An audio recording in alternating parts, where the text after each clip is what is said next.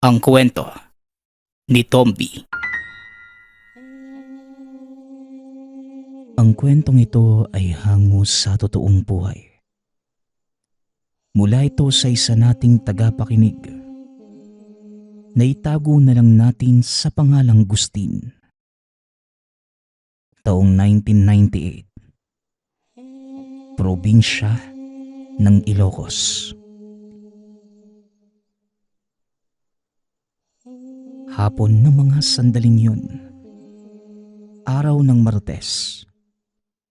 Nasa tindahan at nakatambay si Tino nang makita ang pagdating ng sasakyan. Mula dito, may bumaba na isang dalaga. Tahimik itong kasama ang mga kaibigan. Pinagmamasdan nila Tino ang bagong lipat sa tapat mismo ng tahanan. At dahil may pagkausisero si Tino, hindi niya naiwasang tanungin ang driver ng sasakyan. Manong, magandang araw po ha. Pwede bang malaman kung saan galing yung hinatid nyo? Mukhang malayo pa yung binahe nyo ah. Tanong ni Tino. Isinakay ko siya bandang Pangasinan. Tumirik daw yung sinasakyan niyang kotse. Kaya naman nung napadaang kagad siyang pumara. Tiyempo naman na wala akong biyahe kaya tinanggap ko na. At isa pa sayang din yung bayad. Mukhang mayaman pa naman. May kalakihan yung inabot Galing pa daw siyang Baguio. Isinakay ko na. Maganda naman. Baka kung mapano pa kapag inabot ng gabi sa daan. Tugon ng driver na nagpakilalang Pablo. Habang nagmimerienda sa tapat ng tindahan. Matapos makakain at makainom ni Mang Pablo, kagad itong nagpaalam dahil baka gabihin na siya sa daan. Medyo madami din ang mga bagahe ng babae. Kaya naman nang mag-uwian ang mga kaibigan ni Tino, sinubukan nitong lumapit sa bagong lipat. May kakapalan ang mukha ni Tino kaya hindi na ito nahiya pang kausapin ang babae. Magandang hapon, Binibini. Ako nga pala si Tino. Nakita kitang hinatid nung truck kanina Kailangan mo ba ng tulong dyan sa mga gamit mo? Dyan lang ako nakatira sa tapat ng bahay mo. Wika ni Tino. Magandang hapon din. Ako nga pala si Bonifacia. Pasya na lang for short. Kung hindi ako nakakaabala sa'yo, bakit naman hindi? Medyo pagod na din ako sa mahabang biyahe. Maraming salamat nga pala ha. Lahat ba dito sa inyo kagaya mo? Tanong ni Pasha. Kagaya kong mabait. Bihira lang yung mga kagaya ko, Pasha. Kaya sulitin mo na. Tugon ni Tino. Hindi. Kagaya mo na malakas ang loob na kumausap ng mga taong hindi ka kilala. Mga estranghera. Mauna na ako sa loob ha. Pakina lang sa mga maleta ko. Maraming salamat. Wika ng dalaga. Habang nakangiti sa kanya, bigla namang napakunot ang noo ng binata. Teka, papuri ba yun o insulto? Mukhang may pagkamaldita pala tong bago naming kapitbahay Pasalamat siya, maganda siya. Wika ni Tino sa sarili. Napansin ng binata na ang itim na kahon lamang ang binuhat ni Pasha. Bukod doon, si Tino na ang nagbuhat ng mga malalaking maleta. Habang nagbubuhat, lumabas ang dalaga papunta sa tapat na tindahan para bumili ng merienda. Maging ang tindera ay napatingin at nabighani sa bagong lipat. Matangkad, may mahabang itim na buhok, maputla at makinis na kutis, at napakaganda ng muka. Hindi naiwasan ng mga taong naroon na magbulungan kung saan ito nagmula at kung bakit naroon si Pasha sa lugar. Ano bang laman niyang mga maleta mo at ang bibigat? Halos mabali yung balakang ko sa pagbuhat eh. Reklamo ni Tino. Ngunit tinawanan lamang siya ng dalaga. Inalok ng makakain at maiinom. Ang mabuti pa, magbirianda ka na muna. Napakabait mo naman. Siguro, nagagandahan ka sa akin no? Paano kaya kung matanda yung bagong lipat? Tutulungan mo pa din ba? Tanong ni Pasha. Kinilabutan si Tino. Tila nag-iba ang tono ng dalaga habang nakatitig sa kanya. Depende. Kung pagmimeriendahin din ako at hindi susungitan, bakit hindi? Pero kung kasing maldita mo tapos matanda, malamang hindi ko tutulungan. Diretsahang tugon ni Tino. Dahil sa mga narinig, pinuri naman ng dalaga ang binata. Ayon pa dito, gusto niya ang ugali ni Tino. Prangka at hindi mapagpanggap. Sa kadaldala ng binata, hindi niya namalayang 6:00 na pala ng gabi. Saka pa lamang ito nagpaalam na uuwi na. Wala namang problema sa kanya dahil tatawid lang naman si Tino ng kalsada. O paano pa siya? Uwi na muna ako ha. Baka sumigaw na si nanay. Kung may kailangan ka, tumawag ka lang sa bahay ha. Pagpapaalam ni Tino. Nang makalabas ang binata, kagad namang sinara ni Pasha ang pintuan. Habang si Tino naman, pasipol-sipol pa hanggang sa makauwi ng tahanan. Nang bigla itong sitahin ng ina. Hoy Tino, ano ba't bakit sumisipol-sipol gabi na? Gusto mo bang bisitahin ka ng mga engkanto at mga multo ng kamag-anak natin? Tanong ng ina. Mapamahiin ang nanay ni Tino. Ayon sa mga matatanda, bawal sumipol sa gabi, lalo na kapag nasa loob na ng tahanan. Ayon sa kanila, ang pagsipol sa gabi, tila pag-iimbita ng mga demonyo at kaluluwang lagalag. Nay naman nagpapaniwala ka sa mga pamahiin na yan. May tenga pa ba yung mga multo? Masaya lang po ako at may bago akong kaibigan. Napakaganda po niya. Diyan lang po, sa tawid kalsada. Bagong lipat lang dito sa atin.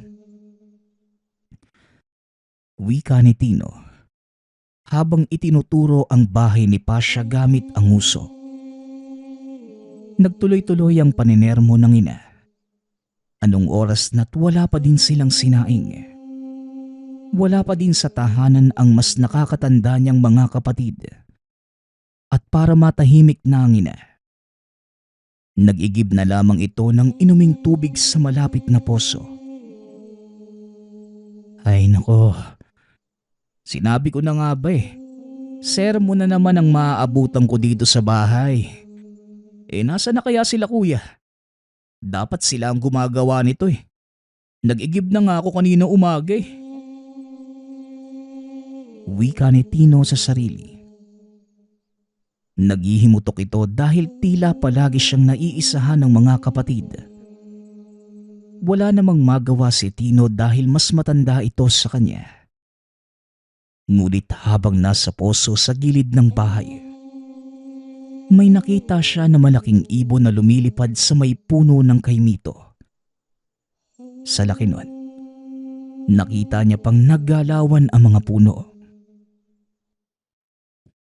Teka, anong klaseng ibon yun?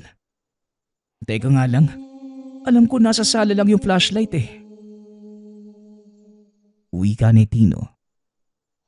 Mabilis itong pumasok ng tahanan. para mailawan kung ano ang nasa puno ng kaimito. Kaso nga lang, bigla na naman itong nakita ng ina. Wala pa ring bitbit na inuming tubig. Kaya muling nagbunganga ang ina. Laking panghihinayang ni Tino. Hindi niya nakuha ang ilaw at hindi din nakita ang malaking ibon. Bumalik na lamang ito sa poso para punuin ng tubigan. Nang mas lumalim pa ang gabi, naroon na ang lahat ng kapatid. Habang nasa hapagkainan, napagkwentuhan nila ang tungkol sa mga insidente ng pagpapakita ng malaking ibon. Ayon sa mga residente, madalas nila itong makita sa mga puno ng mangga, maging sa kaimito sa mga bakuran. Minsan naman ay tila nag-aabang ito sa malalaking puno sa daan. Madalas itong nakikita ng mga nanggagaling sa sakahan o kaya naman ng mga lasinggerong madaling araw na kung makauwi. Kuya, anong klaseng ibon daw ba yon? Kaninang nagigib ako nung inuming tubig sa poso. Nakakita din ako ng malaking ibon sa may kaimito natin. Sobrang lapad nga ng pakpak pero sobrang baho. Wika ni Tino. Nanlaki ang mga mata ng binata sa mga sunod na sinabi ng kuya. Ayon dito, aswang ang nakita ni Tino. Isang nilalang na may kakayahang mag-anyo na malaking ibon. Madalas itong makikitang nakadapos sa mga mayayabong na puno para manmanan ang puntiriyang biktima. Kinilabutan si Tino ng mga sandaling yon. Bukod sa dumapo ito malapit sa tahanan, nakita niya mismo ang nilalang. Ipinangangamba ni Tino. Paano na lamang kung siya na pala ang punteriya ng aswang? Paano kung hindi nagkataon na siya lamang ang nakakita? Mabuti na lang pala, hindi natuloy yung pag-ilaw ko. Dahil kung nagkataon, hindi ko alam kung ano pang mga pwedeng mangyari sa akin. Wika ni Tino. Makikita pa ang panginginig ng katawan nito. Nang gabing yon, kahit inuutusan si Tino na maghugas ng mga pinagkainan, hindi talaga ito sumusunod. Nagdahilan na lamang siya na masakit ang tiyan at hinayaan ang mga kuya na masermona ng ina para sila naman ang kumilos. Bukod dito, ang hugasan nila ay nasa tabi mismo ng poso sa labas ng tahanan, malapit sa puno ng kaimito. Nang mga sumunod na araw, paulit-ulit na bumibisita si Tino sa tahanan ng dalaga. Nawiwili itong tulungan at makasama si Pasha. Matapos kumain sa tanghali, kagad itong pupunta doon at uuwi na lamang bago magabi. Ang mabuti pa, dito ka na kumain ng hapunan ha? Magluluto ko para naman matikman mo yung adobo ko. Wika ni Pasha. Sa susunod na lang, Pasha. Papagalitan na naman ako ni nanay kapag natagalan ako sa pagigib at pagsaing sa bahay. Pero salamat sa alok mo ha. Tugon ni Tino. Bagamat nais niyang pagbigyan ng dalaga, sa hindi maunawa ang dahilan, nahihiya itong kumain kasama si Pasha. Hanggang sa lumipas pa ang mga araw at linggo, mas napalagay pa ang loob ni Tino sa dalaga. Alam mo Tino, gusto kita. Nakakatuwa kang kausap Tsaka hindi ka mabarkadang tao no? Palagi lang kitang nakikita sa bahay nyo. Tapos dito sa bahay ko, baka naman isipin ng mga kapitbahay kung ano nang ginagawa natin dito. Wika ni Pasha. Ano ka ba? May gawin ka man o wala pag-uusapan ka nila. Maganda ka syempre. Babantayan ka talaga ng mga binata dito. Tapos, ako lang yung kinakausap mo. Pero wag kang mag-alala. Hindi ka naman mamamatay sa tsismis Tugon ni Tino. Lumipas pa ang 1 linggo. Saka pa lamang sila muling nagkita ni Pasha. Nang makasalubong niya ito sa tindahan, naging abala si Tino sa pagtulong sa kuya sa tinatrabaho nitong bahay sa kabilang baryo. Uy Tino, ngayon lang ulit kita nakita. Mukhang sobrang dami mong ginagawa.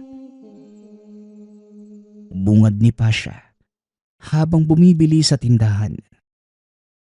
Napangiti naman si Tino at tumugon sa bati ng dalaga. Ngunit ayon sa binata, magiging abala ito hanggang sa susunod na buwan, kaya hindi siya masyadong makakagala.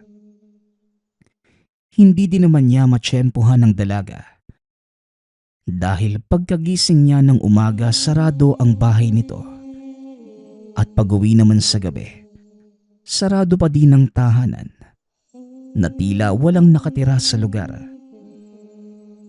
Hanggang sa isang gabi, kabilugan ng buwan, nang pauwi na sila ng kuya sakay ng bisikleta at nakaangkas lamang si Tino sa likod.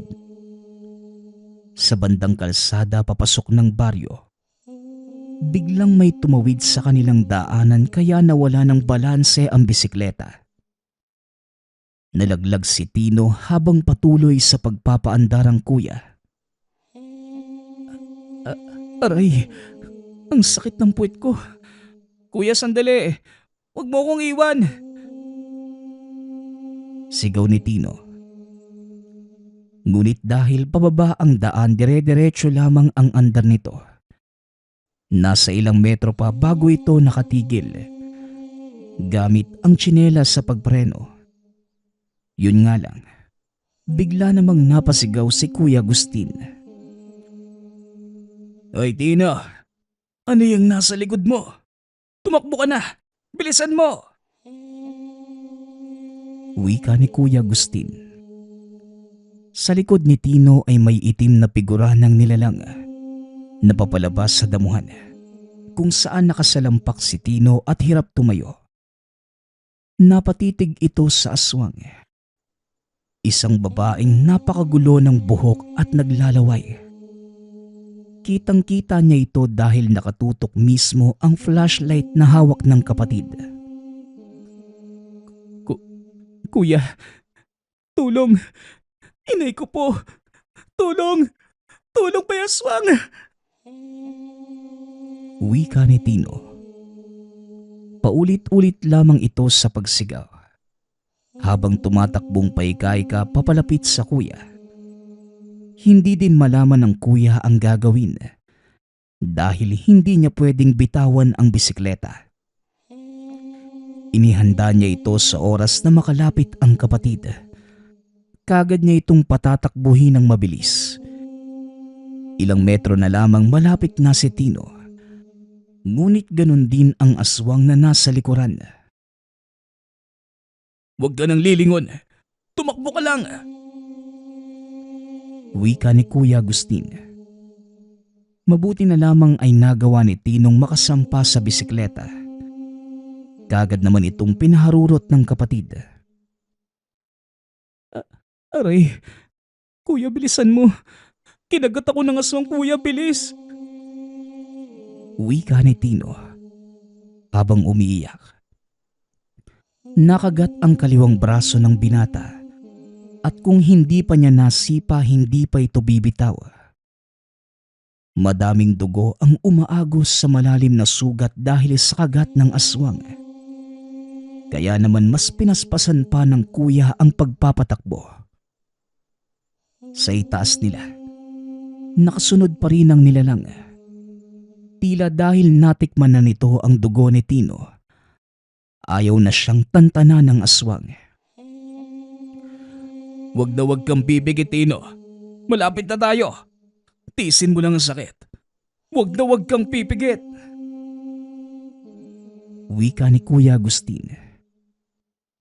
Kinakabahan na ito ng mga sandaling yon. Alam niyang nasa panganib ang buhay ni Tino kaya ang ginawa niya. Diniretso niya ang bisikleta sa tahanan ng magtatawas na si Tatang Albino. Bantog na manggagamot sa lugar at maging ang mga taga-ibang bayan. Dumadayo pa sa baryo para lamang magpagamot sa kanya. Walang ibang maisip si Kuya Agustin. Hinang-hina na ang kapatid at halos nakayakap na sa kanya.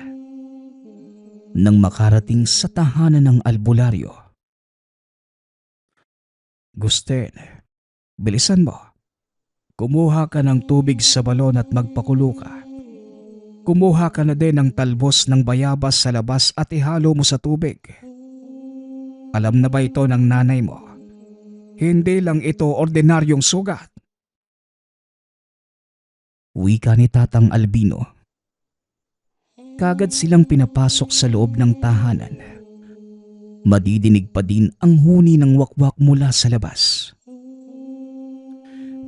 Hinabol po kami ng aswang papasok dito sa baryo natin eh. Naabutan po kami at nakagat si Tino. Tatang Albino, ano po bang mangyayari sa kapatid ko? Tanong ni Kuya Agustin. Nag-aalala ito sa lagay ng kapatid. Habang si Tino naman, halos panawan na ng ulirat. Ngunit sinabihan siya ng matanda na huwag matutulog. Tulong, Tatang Albino. Naninikip na po ang dibdib at utak ko. Wika ni Tino. Tinanggal ni Tatang Albino ang damit ng binata. Kasabay ng pagbitaw ng mga orasyon. Nakita ni Tino ang napakaitim na libreta na hawak na matanda. Habang si Kuya Agustin naman, nasa labas lamang ng bahay at kahit naririnig ang wakwak. Nilakasan niya ang loob na makakuha ng dahon ng bayabas at tubig. Agustin, yung tubig, bilisan mo, nasan ka na ba? Sigaw ni Tatang Albino.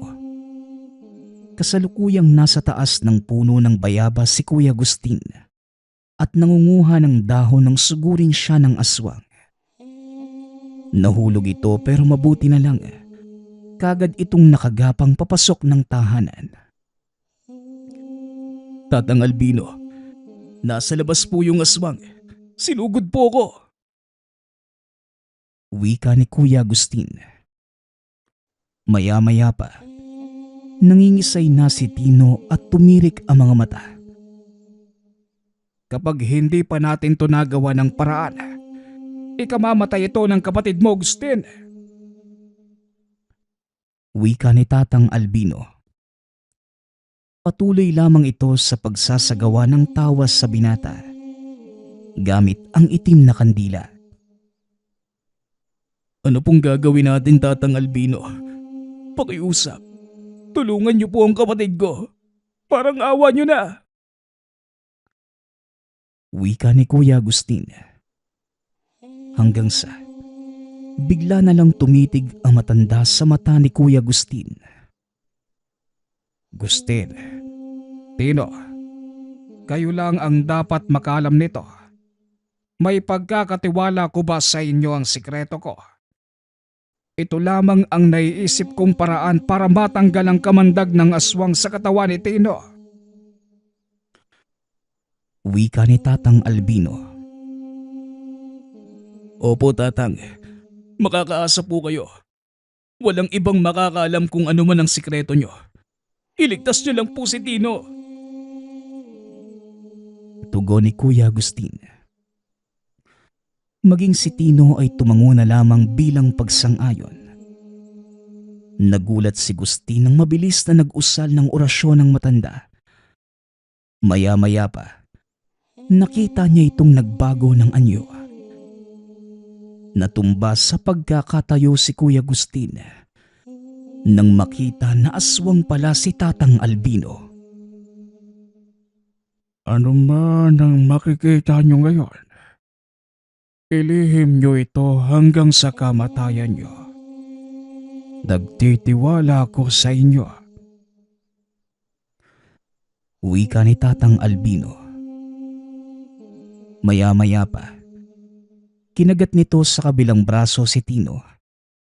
Hindi malaman ni Gustin kung anong gagawin ng matanda. Hindi niya alam kung sinisip-sip ba ni Tatang Albino ang dugo ni Tino o nilalawayan pa ito.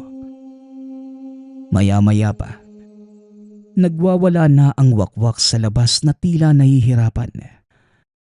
Minuto lamang ang lumipas. Bumalik na sa anyong tao si Tatang Albino na labis ang panghihina. Tubig. Gustin, bigyan mo ko ng maiinom na tubig. Wika ni Tatang Albino. Kagad namang pumunta ng kusina ang binata. Kinuhaan ng maiinom na tubig ang matanda.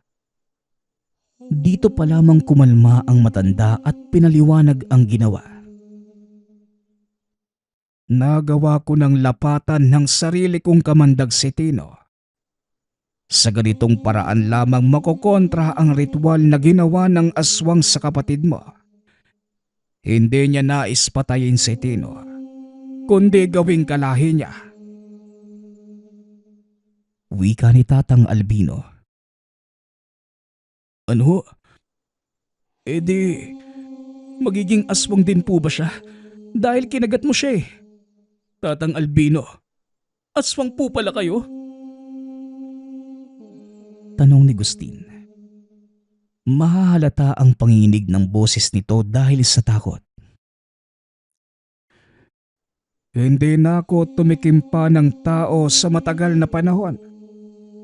Pero kung ipagkakalat nyo ang tungkol sa tunay kong pagkatao, baka mapilitan ako. Hindi magiging aswang ang kapatid mo. Ang kamandag ko ay kargado ng orasyon para lamang patayin ang bertud na mula sa wakwak. Naalis ko na ang marka ng aswang kay Tino. Pero asahan mong 2 linggo siyang manghihina at kailangan ng pahinga. Sa kada 3 araw, bibisita ko sa inyo para lapatan ng gamot si Tino para masiguradong hindi siya magiging bayolente. Iwasan niyo munang pakainin siya ng karne. Purong gulay lamang ang ipapakain ninyo. Tungkol naman sa aswang, siguradong nag-aalas sa balutan na yon. Nasa tapat ng bahay niyo lang ang nambibiktima sa inyo. Kaya kung maaabutan niyo pa, mas maigi nang hindi na makapangbiktima pa sa ibang baryo. Pero duda ko, nakasisigurado kung wala na kayong aabutan pa. Pagsasalaysay ni Tatang Albino. Maya-maya pa saka pa lamang dumating ang mga magulang nito, maging mga kabaryo. Nakita pala sila ng ina habang papunta sa tahanan ng manggagamot. Hinimatay pala ang ina dahil sa nerbiyos at ito ang pinagtulungang asikasuhin ng mga kapitbahay. Nang tuluyang magkamalay, saka pa lamang sila pumunta sa bahay ni Tandang Albino. Inaswang po kami sa daanay. Aswang yun nasa harap ng bahay natin. Binabalak pa niyang yang gawin si Tino. Wika ni Kuya Agustin. Dahil sa narinig ng taong bayan, kagad nilang sinugod ang tahanan ni Pasha. Ngunit tama si Tatang Albino. Wala na silang naabutan, kundi ang mga tila ritual na nakasulat sa sahig, maging sa dingding ng tahanan. Isang manikang gamit sa pangkulam at mga itim na kandila. Ngunit wala ng tao doon. Inilabas ng mga taga-baryo ang mga kagamitang nakuha, pati ang ilang patay na hayop na nasa loob ng tahanan, at magkakasamang sinunog sa bakuran. Habang si Tino naman, marahang binuhat pauwi sa tahanan. todo ang pagpapasalamat ng mga mag-anak ni Tino sa matandang magtatawas. Tinupad ni Tatang Albino ang sinabing sa kada 3 araw. Pupunta siya sa tahanan nila Tino.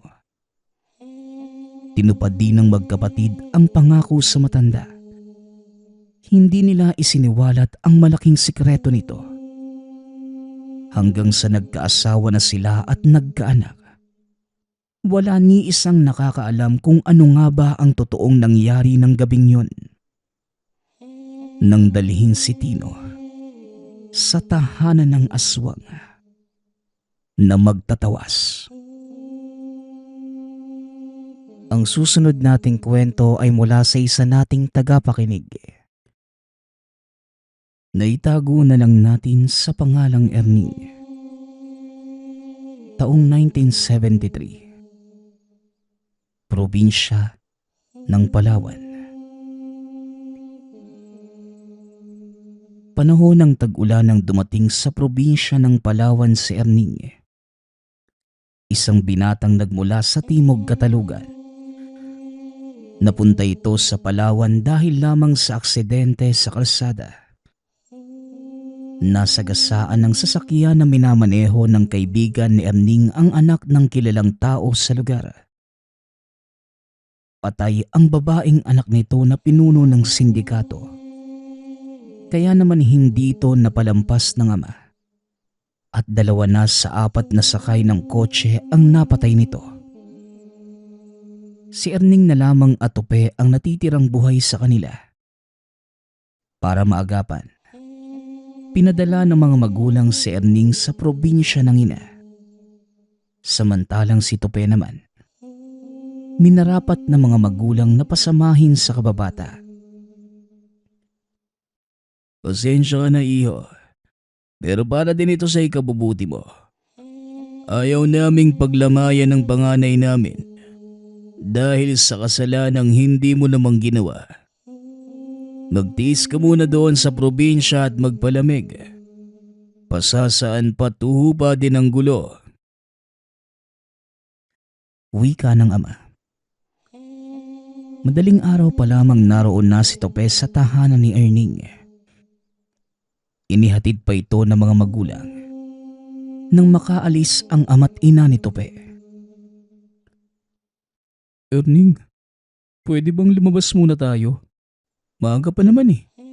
Nakita ko sa kanto. Naroon pa yung mambabalot. Bili muna tayo. Nagugutom na ako eh. Hindi na ako nakakain sa bahay sa pagmamadali nila nanay. Sige na, kahit libre kita. Pag-aya ni Tope. Alam mo naman na ayoko ng ganyang pagkain eh. Pero sige, sasamahan kita. Ilibre mo na lang ako ng chicharon para naman may pakinabang ka. Tugon ni Erning. Nang nasa tindahan na ng balot at kumakain, nawala lang ng saglit ang tingin ng tindero ng balot. Ibinulsa na ni Tope ang mga tingi-tinging asin.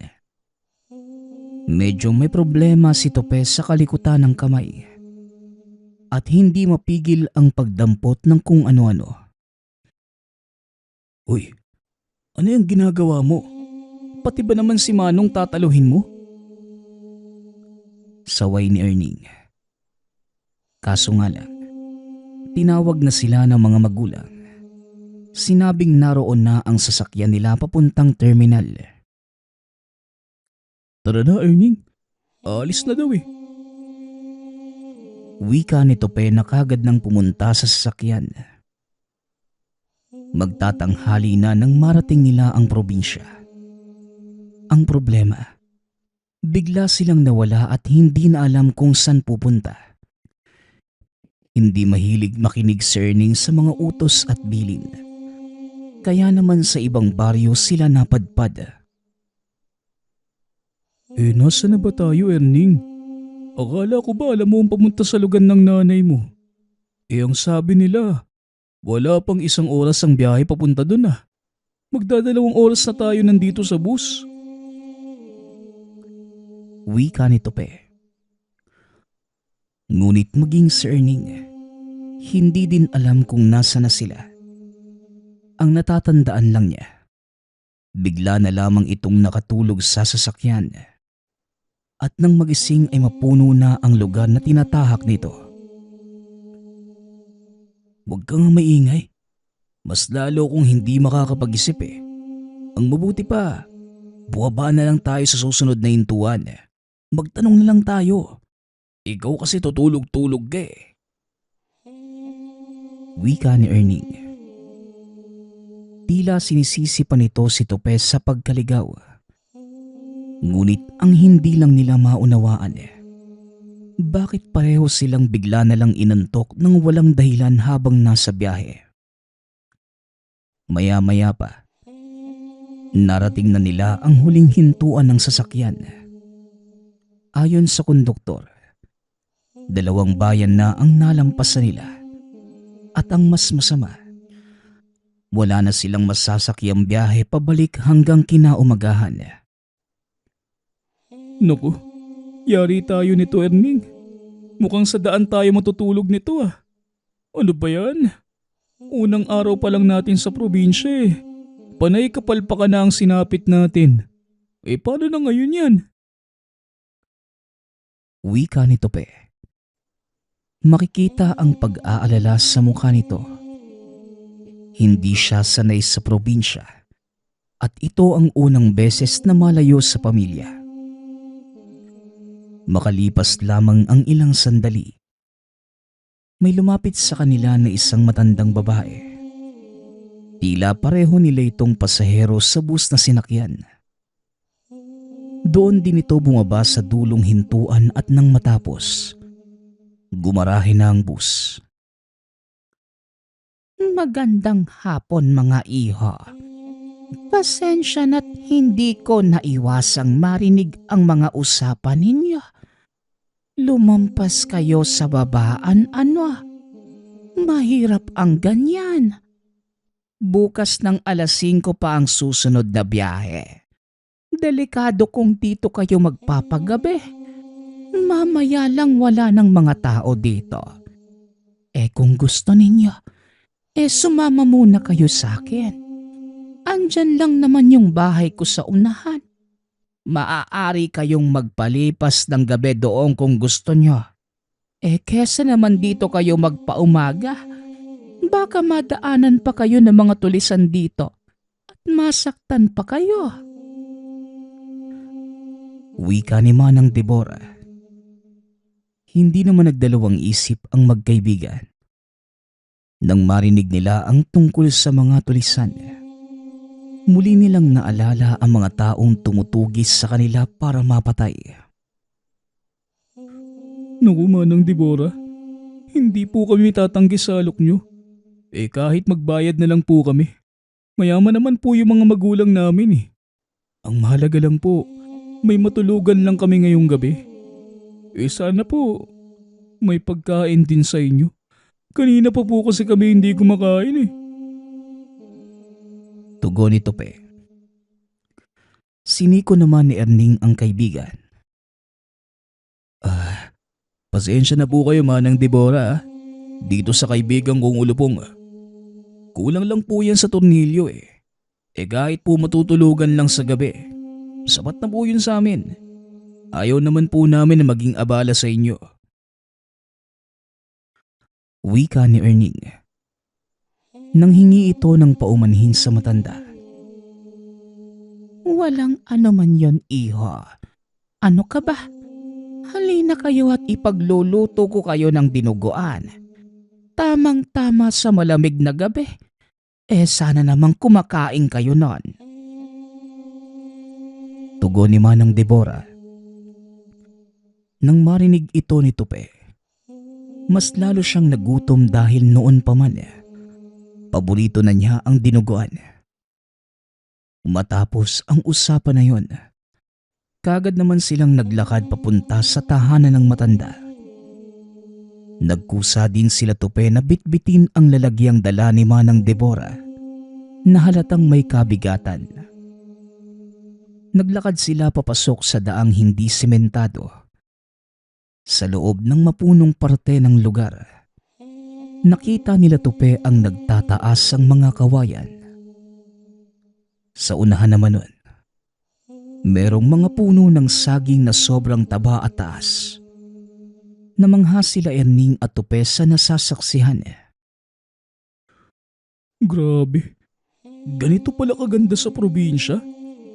Nakakabighani naman po dito, Manang Deborah. Malayo po ba yung bahay niyo?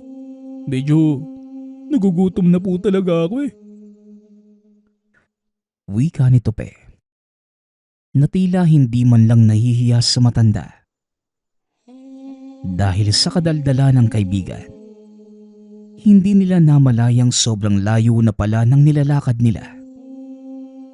Hanggang sa makarating sa isang lumang bahay na gawa lamang sa kawayan, tabla at sira-sirang bubong. Sa kabila nito malawak ang tahanan. Nalaman nilang mag-isang naninirahan doon si Manang Deborah. Naku Manang, ang lungkot naman po dito sa bahay niyo. Lalo pat mag-isa lang kayo. Nasa na po ba yung mga anak niyo? Sana po hindi niyo masamain yung mga tanong ko ha. Wika ni Erning. Ayon naman sa matanda, matagal na itong mag-isa.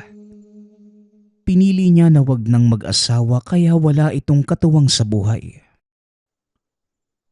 Oo nga po Manang, ang lungkot dito no? Hindi niyo po ba naisip na lumipat ng bahay? Kahit sa malapit po sa mga kapatid niyo. Mas maganda po kasi na meron kayong nakakasama o kahit kausap man lang. Dagdag ni Tupe. Hindi naman tumugon pa ang matanda. Ngumiti lamang ito sa kanila at niyayang umupo. Hanggang sa... Sanayan lang yan mga iho. At saka bakit naman ako malulungkot? Narito kayo. O siya, maghahanda lang muna ako ng pagkain ha. Dito na muna kayong dalawa. Wika ni Manang Deborah. Pumunta na ang matanda sa kusina. Naiwan namang nakatingin lamang sa paligid ang magkaibigan. Erning, hindi naman sa kalabisan ha. Pero naaamoy mo ba yung matanda? Napakabaho. Parang amoy ng imburnal. Sa tingin mo naliligo pa kaya yun? Mamaya pala, hindi natin alam aswang na pala yung sinamahan natin. Naku, yari ka. Sa ating dalawa, mukhang mas malusog ka. Biro ni Tupe. Ano? Talaga lang ha? Tsaka huwag kang maingay. Mamaya marinig ka ng matanda Nagmamagandang loob na nga. Kung ano-ano pang sinasabi mo. Manahimik ka na lang dyan.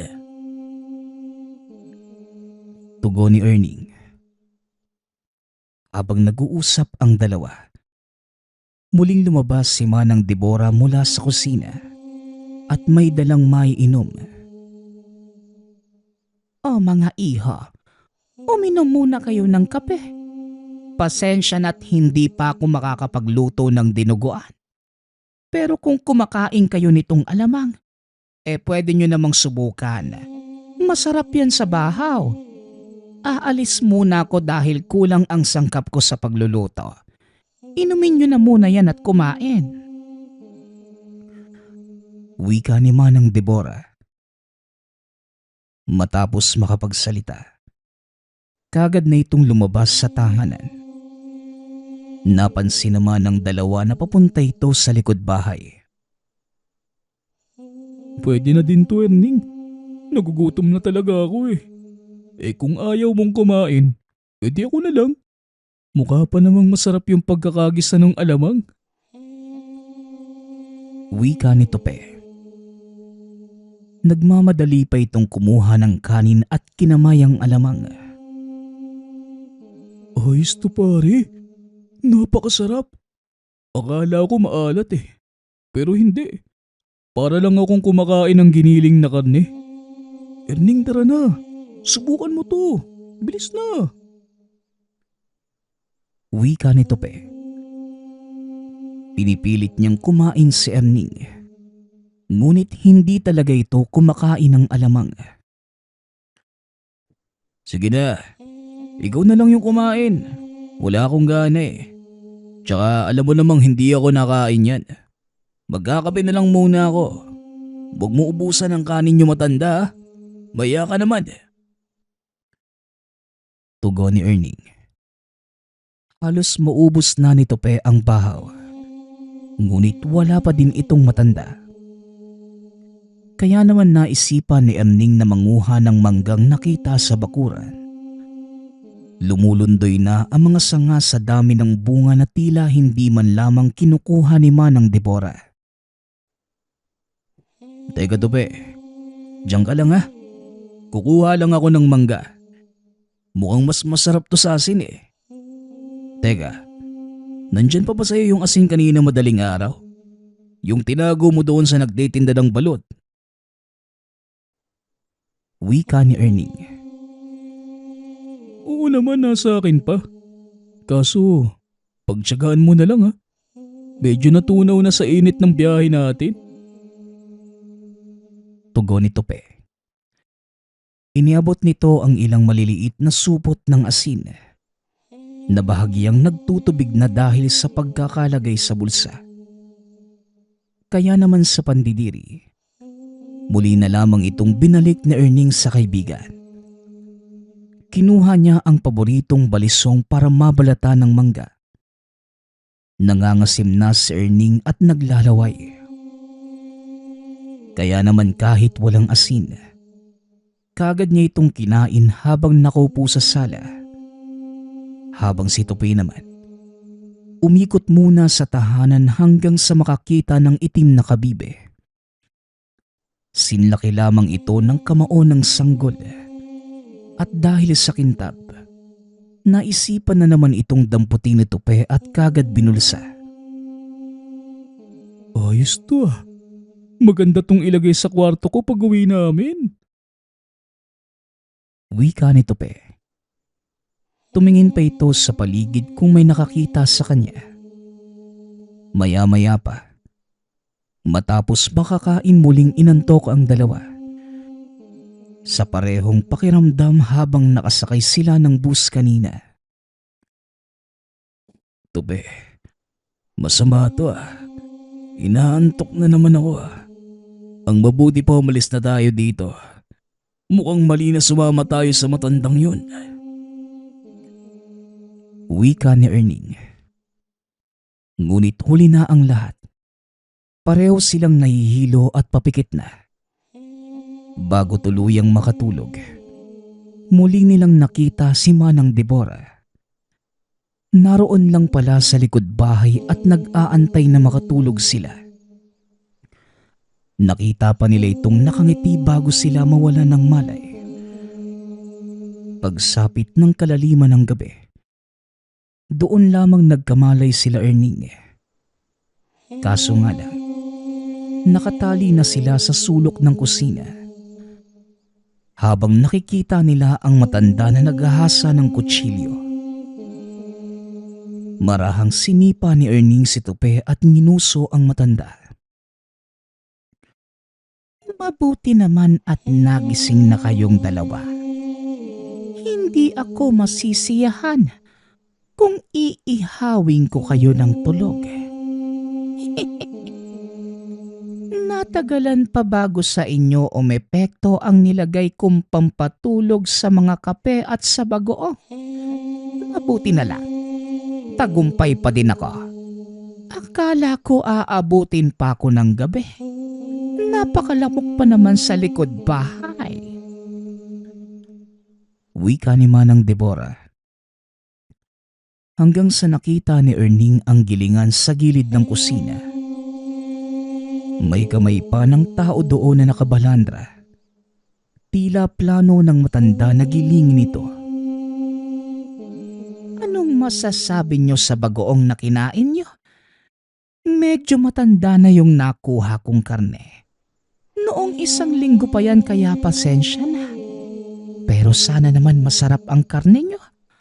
Matagal-tagal na akong hindi nakakakain ng mga sariwa at batang karne.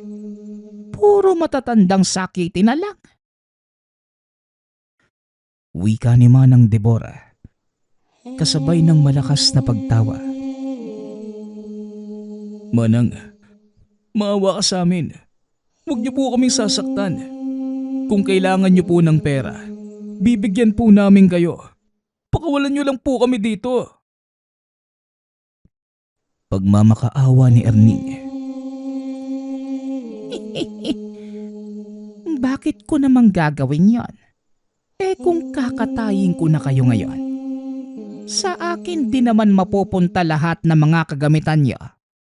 Pati mga baon yung pera.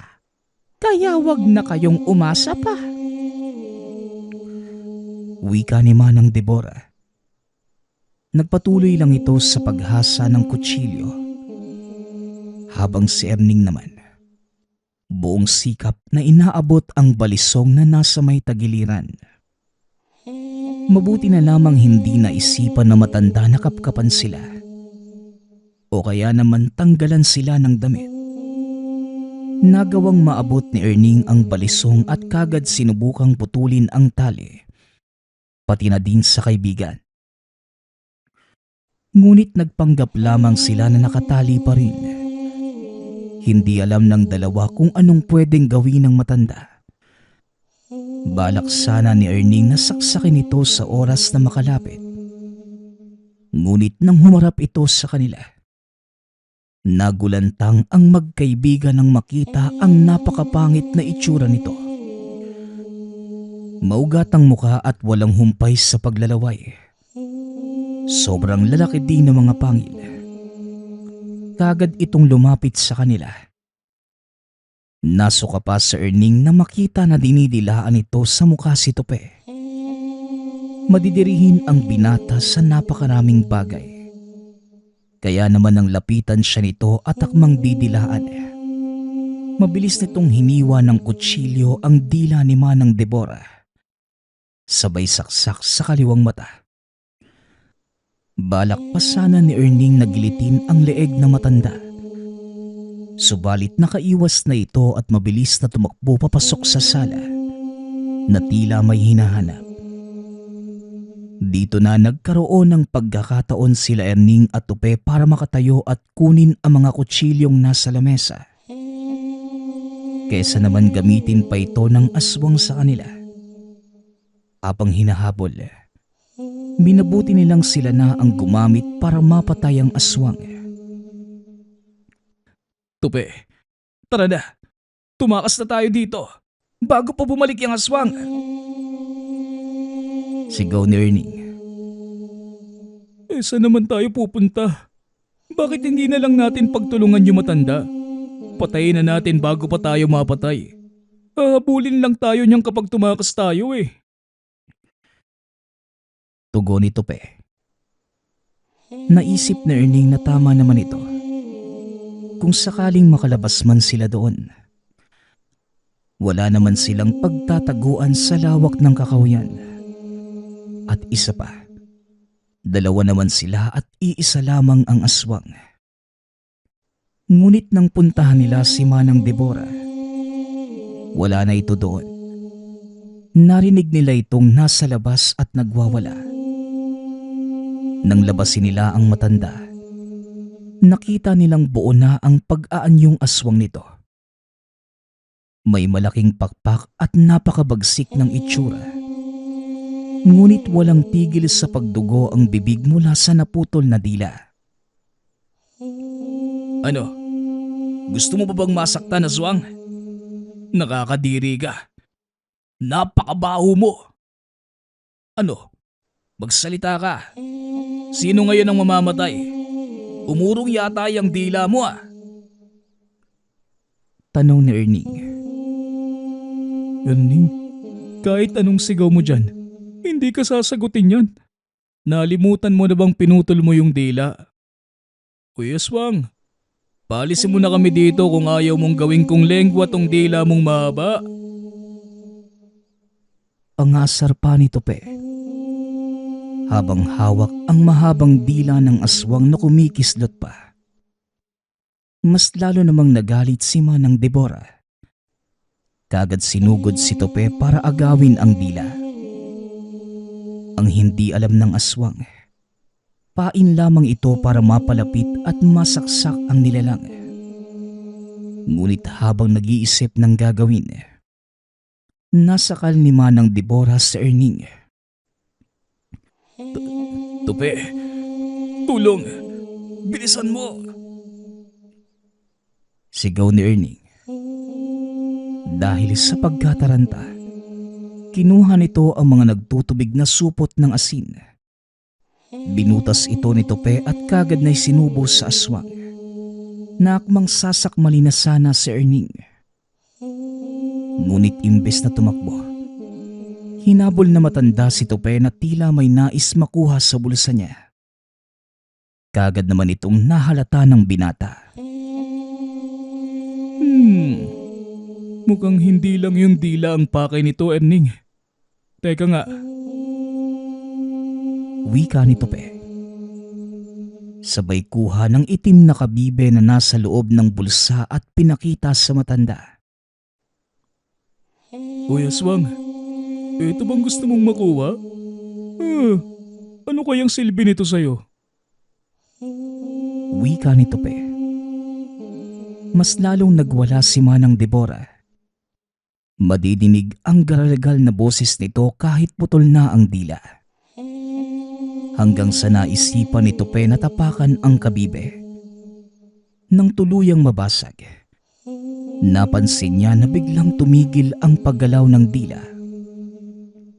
Nang makita naman ng aswang na nadurog na ito, nataranta si Manang Deborah. Nagtangkang lumipad papalayo. Kaso nga lang, kagad itong nahuli ni Erning. Dito nila napagtanto na kahinaan pala ng aswang ang itim na kabibeng tanga nito. Nakita nila ang pagbabalik sa anyong tao ng matanda. Ngunit hindi na naawa ang dalawang binata kay Manang Deborah. Magkakasunod na saksak sa likod at ulo ang ginawa ng magkaibigan. Hanggang sa tuluyang bawian ng buhay ang aswang. Matapos yon, sinunog nila ito kasama ng bahay para masiguradong hindi na makakabalik pa. Napagtanto ni Erning na natatandaan niya yung matanda noong unang hinto ng bus. Si Manang Deborah, ang matandang nag-abot sa kanila ng inumin. Ito ang dahilan kung bakit bigla silang nakatulog at lumampas sa babaan. Tila plinano na ng matanda ang pagkain sa kanila. Hanggang sa nagawa nilang makalabas ng gubat. Taliwas sa sinabi ng matanda na walang tao sa antayan ng bus sa madaling araw. Maraming mga tao doon at meron pang nagtitinda. Mabuti na lamang talaga. Sa tulong ng balisong na Erning at sa nakaw na asin ni Tope, nakaligtas pa sila sa kamatayan. Hindi nagtagal, nakarating na sila sa destinasyon at doon muna nanirahan.